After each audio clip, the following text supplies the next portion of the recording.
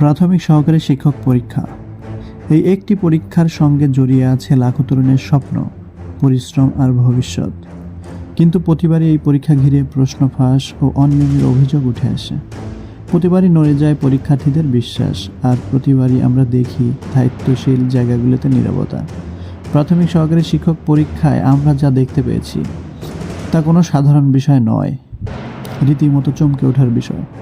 চশমার আড়ালে লুকোনো ডিভাইস, মোবাইল ফোনের খুদে বার্তার মাধ্যমে উত্তর আদান প্রদান, কানের ভেতরে ক্ষুদ্র ইলেকট্রনিক ডিভাইস এবং বিভিন্ন স্মার্ট প্রযুক্তির ব্যবহারের অভিযোগ। এসব কি হালকাভাবে নেওয়ার বিষয়? এই প্রশ্নগুলো তাই স্বাভাবিকভাবেই সামনে আসে। এসব কি কেবল বিচ্ছিন্ন ঘটনা, নাকি এর পেছনে রয়েছে একটি সুসংগঠিত অনিয়ম? যখন এত পরিকল্পিত আধুনিক উপায়ে প্রতারণার অভিযোগ সামনে আসে, তখন সন্দেহ জাগে, এটা কি শুধু কিছু শিক্ষার্থীর কাজ, নাকি এর সঙ্গে আরও প্রভাবশালী কেউ জড়িত?